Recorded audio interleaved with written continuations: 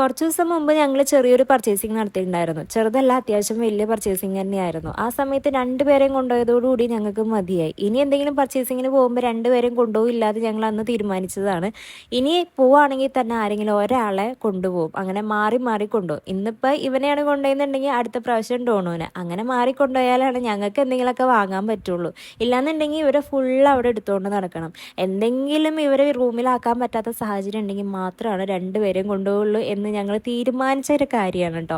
അപ്പം ഞങ്ങൾ പോകുന്നത് ഒരു പർച്ചേസിങ്ങിന് വേണ്ടിയിട്ടാണ്. ചാച്ചൻ്റെ മുഖം ഇങ്ങനെ വീർപ്പിച്ച് കെട്ടി വെച്ചിരിക്കുന്നത് വേറൊന്നും കൊണ്ടല്ല, ടീഷർട്ടുമ്മ പിള്ളേരെന്തോ ആക്കി, അതിൻ്റെ പേരിലാണ് ഇങ്ങനെ മുഖം വീർപ്പിച്ച് വെച്ചിരിക്കുന്നത് കേട്ടോ. അങ്ങനെ നമ്മളിത് നെസ്റ്റോയിലെത്തി. ഈ വണ്ടി കണ്ടു കഴിഞ്ഞാൽ പിന്നെ ഏതപ്പനെ അത് വേണം, അങ്ങനെ വണ്ടി ഉന്തി നടക്കുകയാണ്. നമുക്ക് പിന്നെ കൈ ഫ്രീ ആയി നടക്കുകയും ചെയ്യാം. പക്ഷെ വണ്ടിയുടെ ഉള്ളിൽ സാധനങ്ങൾ വന്നു കഴിഞ്ഞാൽ പിന്നെ അവൻ ഉന്തൂല കേട്ടോ, പിന്നെ നമ്മുടെ കയ്യിലേക്ക് തരും.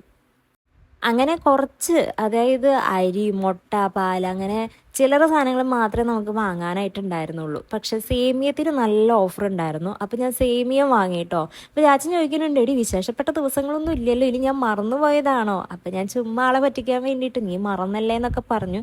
സത്യം പറഞ്ഞു കഴിഞ്ഞാൽ വിശേഷപ്പെട്ട ദിവസങ്ങളൊന്നും ഇല്ല. ഞാനൊരു സാധനം ഉണ്ടാക്കാൻ വേണ്ടി ട്രൈ ചെയ്യാൻ വേണ്ടിയിട്ടാണ് ഈ സേമിയം വാങ്ങിയത് കേട്ടോ. പക്ഷേ എനിക്ക് അതിൻ്റെ ഇടയിൽ ഒരു അബദ്ധം പറ്റി. നമ്മൾ ഫിഷ് വാങ്ങിയിട്ട് അത് കട്ട് ചെയ്യാൻ കൊടുത്തിട്ടുണ്ടായിരുന്നു. അപ്പോൾ അവർ നമുക്കൊരു സ്റ്റിക്കർ തരില്ലേ, ആ സ്റ്റിക്കർ കൊണ്ട് ഞാൻ ആ ട്രോളിയും ഒട്ടിച്ചു വെച്ചു. പിന്നെ അത് കിട്ടണില്ല.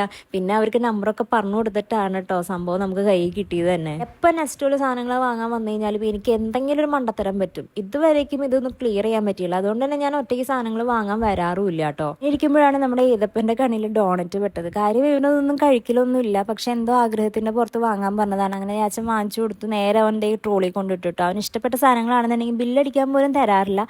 ഇന്ന് എന്ത് പറ്റി എന്ന് എനിക്കറിയാൻ പാടില്ല കേട്ടോ.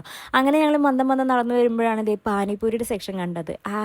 എനിക്കാണെന്ന് ഈ പാനിപ്പൂരി ഭയങ്കര ഇഷ്ടമാണ്. ഏതപ്പനും ഡോണുവിനും പ്രഗ്നൻ്റ് ആയിരുന്ന സമയത്ത് രാജഗിരിയിൽ ചെക്കപ്പിന് പോകുമ്പോൾ അവിടെ ബ്രേക്ക് ടൈം, അതായത് ഈവനിങ് സ്നാക്കിൻ്റെ ടൈമിൽ അവിടെ ഒരു ഈ പാനിപ്പൂരി അങ്ങനത്തെ ഒരു ചെറിയൊരു കോർണർ ഉണ്ടാവും. ഇപ്പം ഉണ്ടോയെന്നൊന്നും എനിക്കറിയില്ല, അന്നൊക്കെ ഉണ്ടായിരുന്നു കേട്ടോ. അപ്പോൾ ആ സമയത്ത് ഞാൻ പോയിട്ട് പാനിപ്പൂരി കഴിക്കാറുണ്ട്. എനിക്ക് ഭയങ്കര ഇഷ്ടമാണ്. അങ്ങനെ ചാച്ചനോട് പറഞ്ഞു കഴിഞ്ഞപ്പോൾ ചാച്ചൻ കഴിക്കി എന്നും പറഞ്ഞിട്ട് എനിക്ക് വാങ്ങിച്ചു തന്നു കേട്ടോ. ചാച്ചൻ ആകെ ഒരു കാര്യം പറഞ്ഞതെന്ന് പറഞ്ഞു കഴിഞ്ഞാൽ ഇത് മുഴുവനും കഴിച്ചോളാം, ഞാൻ കഴിക്കില്ല എന്നാണ്. കാരണം എന്ത് എനിക്ക് വാങ്ങി തന്നു കഴിഞ്ഞാലും ഒരു പോർഷൻ, കുഞ്ഞു പോർഷൻ ഞാൻ കഴിച്ചിട്ട് ബാക്കി ഞാൻ ചാച്ചന് കൊടുക്കും. അതുകൊണ്ടാണ് ചാച്ചൻ അങ്ങനെ പറഞ്ഞത് കേട്ടോ.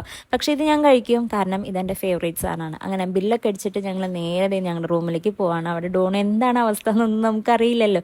പക്ഷെ അവിടെ ചെന്ന് കഴിഞ്ഞപ്പോഴത്തേക്കും ഡോൺ എൻ്റെ അടുത്തേക്ക് ഓടി വന്നു കേട്ടോ.